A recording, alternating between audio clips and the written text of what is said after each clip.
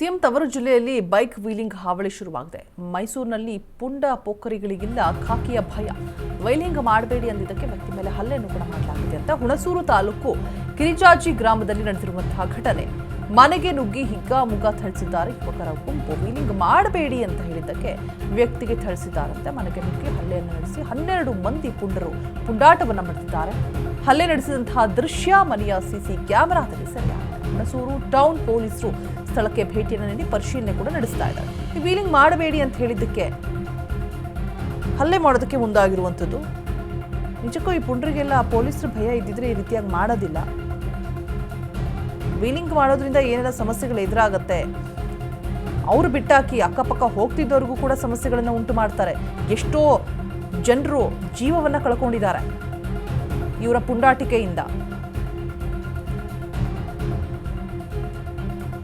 So ಹೋಗ್ಬಿಟ್ಟು ಮಾಡಬೇಡ್ರಪ್ಪ ವೀಲಿಂಗ್ನ ಅಂತ ಹೇಳಿದ್ದಕ್ಕೆ, ಬುದ್ಧಿ ಹೇಳಿದ್ದಕ್ಕೆ ವ್ಯಕ್ತಿ ಮೇಲೆ ಹಲ್ಲೆ ಮಾಡೋದಕ್ಕೆ ಮುಂದಾಗಿದ್ದಾರಂತೆ.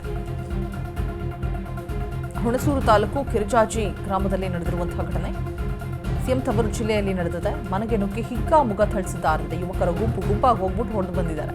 ರೀತಿ ಮಾಡಬೇಡಿ ಅಂತ ಹೇಳಿದ್ದಕ್ಕೆ ವ್ಯಕ್ತಿಗೆ ಥಳಿಸಿದ್ದಾರೆ ಸಖತ್ತಾಗಿ. 12 ಮಂದಿ ಪುಂಡರು ಹಾವಳಿಯನ್ನು ನಡೆಸಿದ್ದಾರಂತೆ ಮನೆಗೆ ನುಗ್ಗಿ.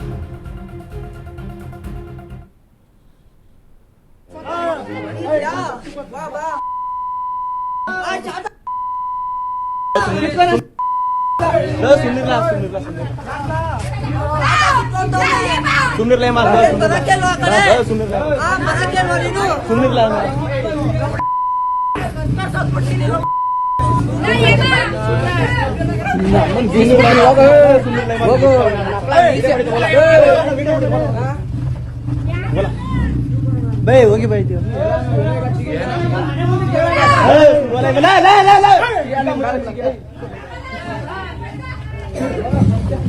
ಮನೆ ಮುಂದೆ ಜಗಳ ಮಾಡ್ತೀವಿ.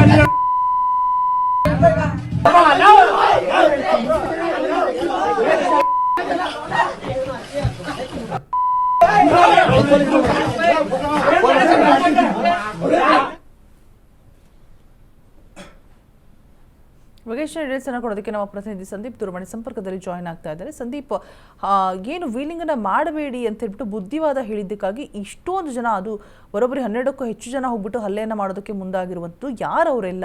ಸಿಎಂ ತವರು ಜಿಲ್ಲೆಯಲ್ಲಿ ಈ ರೀತಿಯಾಗಿ ನಡೀತಾ ಇರುವಂಥದ್ದು, ಇವರಿಗೆ ಪೊಲೀಸರ ಭಯನೇ ಇಲ್ವಾ? ಏನಾದರೂ ಅರೆಸ್ಟ್ ಮಾಡುವಂತಹ ಕೆಲಸ ಏನಾದರೂ ಆಗಿದೆಯಾ? ಖಾಕಿ ಏನಾದರೂ ವಿಚಾರಣೆ ನಡೆಸಿದ್ಯಾ? ಅಲ್ಲಿಗೆ ಯಾರ್ಯಾರೆಲ್ಲ ಬಂದಿದ್ದಾರೆ? ಆ ವ್ಯಕ್ತಿ ಪರಿಸ್ಥಿತಿ ಹೇಗಿದೆ ಸಂದೀಪ್? ಎಲ್ಲವನ್ನೂ ಕೂಡ ಎಕ್ಸ್ಪ್ಲೈನ್ ಮಾಡೋದಾದ್ರೆ.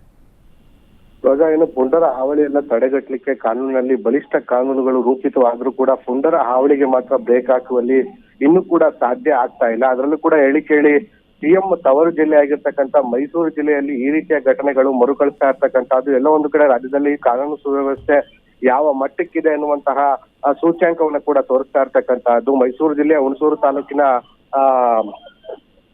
ಕಿರಿಗಾಜಿ ಎನ್ನುವಂತಹ ಒಂದು ಗ್ರಾಮದಲ್ಲಿ ವೀಲಿಂಗ್ ಅನ್ನ ಮಾಡ್ತಾ ಇದ್ದಂತಹ ಯುವಕರನ್ನ ಇಲ್ಲಿ ವೀಲಿಂಗ್ ಅನ್ನ ಮಾಡಬೇಡಿ ಅನ್ನುವಂತಹ ಒಂದಷ್ಟು ಸೂಚನೆಗಳನ್ನ ಸಲಹೆಗಳನ್ನ ಕೊಟ್ಟಿದ್ದಂತಹ ಹಿರಿಯ ವ್ಯಕ್ತಿಯ ಮೇಲೆ ಬರೋಬ್ಬರಿ 12 ಜನರ ಒಂದು ಗುಂಪೊಂದು ಆತನ ಮನೆಗೆ ನುಗ್ಗಿ ಒಂದು ಹಲ್ಲೆಯನ್ನ ನಡೆಸಿರ್ತಕ್ಕಂತಹ ಘಟನೆ ನಡೆದಿರ್ತಕ್ಕಂತಹದ್ದು. ಘಟನೆ ಒಂದು ಮೊಬೈಲ್ ಹಾಗೂ ಸಿಸಿ ಕ್ಯಾಮೆರಾಗಳಲ್ಲೂ ಕೂಡ ಸರಿಯಾಗಿ ಇದೀಗ ಪೊಲೀಸ್ ಠಾಣೆಯ ಮೆಟ್ಟಿಲನ್ನ ಕೂಡ ಈ ಒಂದು ಪ್ರಕರಣ ಏರಿರ್ತಕ್ಕಂಥದ್ದು. ಹುಣಸೂರು ಪೊಲೀಸ್ ಠಾಣೆಯ ವ್ಯಾಪ್ತಿಯಲ್ಲಿ ಒಂದು ಘಟನೆ ನಡೆದಿದ್ದು ಈಗ ಸದ್ಯಕ್ಕೆ ಹುಣಸೂರು ಪೊಲೀಸರು ಕೂಡ ದೃಶ್ಯಗಳನ್ನ ಆಧರಿಸಿ ಸುಮಾರು 12 ಮಂದಿಯ ವಿರುದ್ಧ FIR ಅನ್ನ ಕೂಡ ದಾಖಲಿಸಿ ತನಿಖೆಯನ್ನ ಕೈಗೊಂಡಿರ್ತಕ್ಕಂಥದ್ದು. ರೋಜಾ, ಥ್ಯಾಂಕ್ ಯು ಸಂದೀಪ್ ತಮ್ಮೆಲ್ಲ ಡೀಟೇಲ್ಸ್ಗಾಗಿ.